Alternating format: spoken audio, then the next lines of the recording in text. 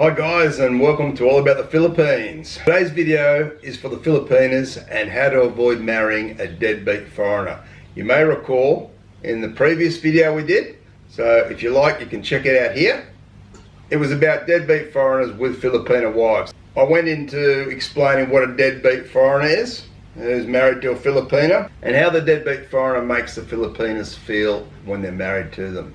If you haven't seen that video, just pause this video, go back and check that video out first so you get an idea what I'm talking about here, and then come back to this and I'll tell you how you can avoid being married to a deadbeat foreigner, which is the last thing on earth you want to be doing. The chances are if you as a Filipina just take the first foreigner that comes along, chances are you could be marrying a deadbeat foreigner without really getting to know him first. So as always in all my videos, slow down, take your time to get to know the foreigner. Make sure that he's a good man and he's in this marriage for the right reasons. I mean, after all, why rush? There's no hurry.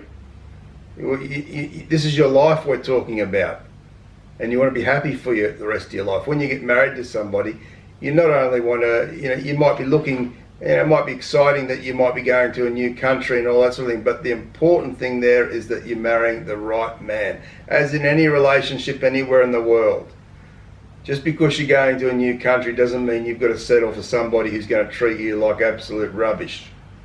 So make sure you take your time to ensure that he's the right person for you. So this is your welfare we're talking about. There are cases where these deadbeat foreigners can get quite physically abusive with their Filipinas.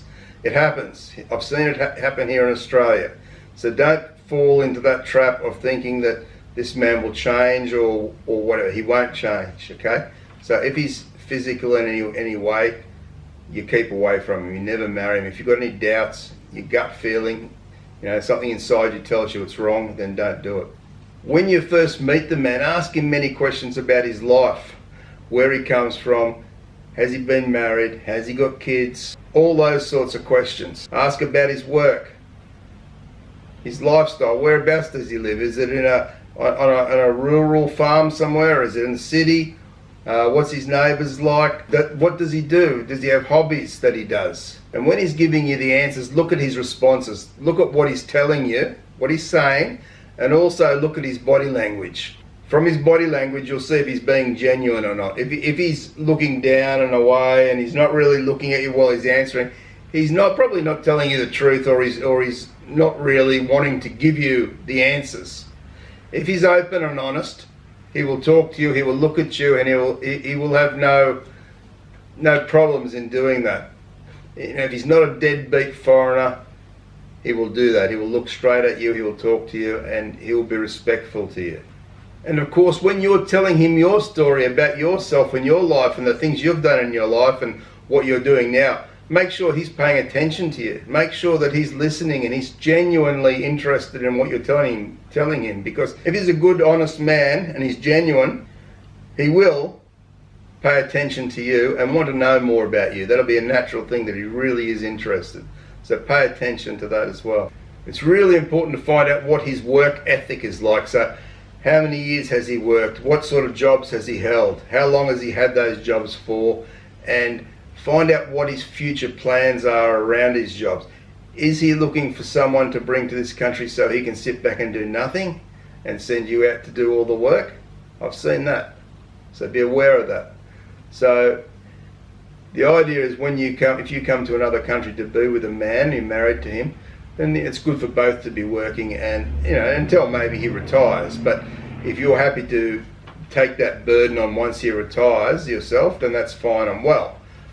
But if he's not at retirement age and he just wants to sit home and send you out to work, and he sits back and he drinks all day and lets you bring in the money while he does nothing, then that's not okay. Pay attention if he gives you compliments. If he's a sweet, nice man that gives you nice compliments. If he's keen on you, he likes you very much, he's going to pay compliments to you. He'll tell you, well, that's a nice dress, or you're looking very nice today. Oh, I like that, what you've done with your hair today, it looks very pretty, He will tell you those sorts of things. If he's not saying any of those things, there's another red flag for you to think about. maybe he's a deadbeat foreigner that's more into himself than he is into you. So is he sweet and sensitive to your needs? So when you've got a few things going on, your relationship might be going several months or 6 months or 12 months, and you might have an issue come up in your life where he's not real sensitive. He might say, "I just get over it, you'll be right." Well, that's not being sensitive to your needs. Him listening and understanding and trying to support you when you're having a hard time, that's the sort of man you're looking for. Not someone says, "Oh, you'll be right, stop your whinging, don't cry about it, just get on with life." That's not a sensitive man. That's a man who's just into himself and not really caring about you. So is he an obnoxious man? Is he always, always got to be right, loud? Does he drink a lot? Those sorts of things, all red flags. 1, 2, 3. Red flag, red flag, red flag. Don't settle for a man who's going to be sitting there drinking all day long and being obnoxious to you and anyone else. Does he want you to be independent? Is he happy for you to be able to get a driver's license and be able to drive around and go to the shops and go to work yourself? Or does he want to take you everywhere and be with you every minute of the day so he can control everything you do? That's a big red flag as well. In my opinion, the Filipinos, when they come to your country, they should be totally independent.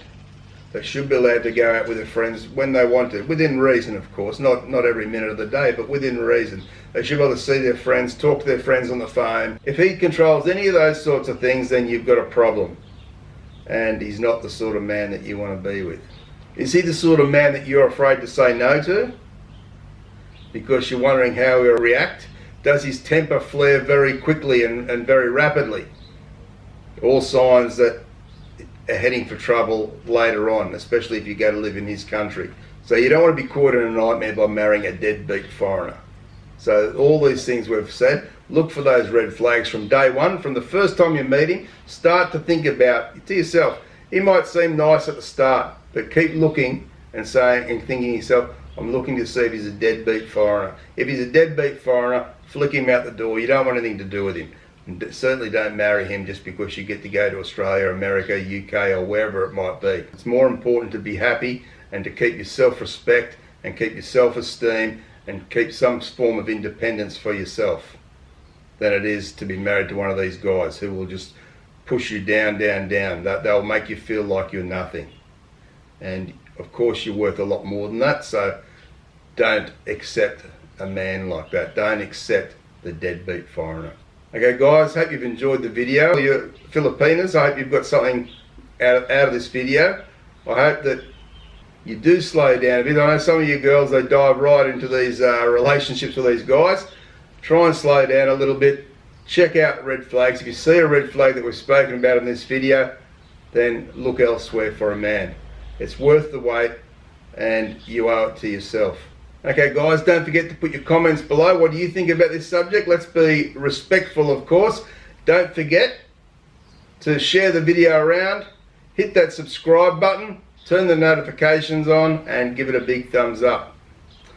Thanks for watching guys, appreciate all your support. Take care and bye for now.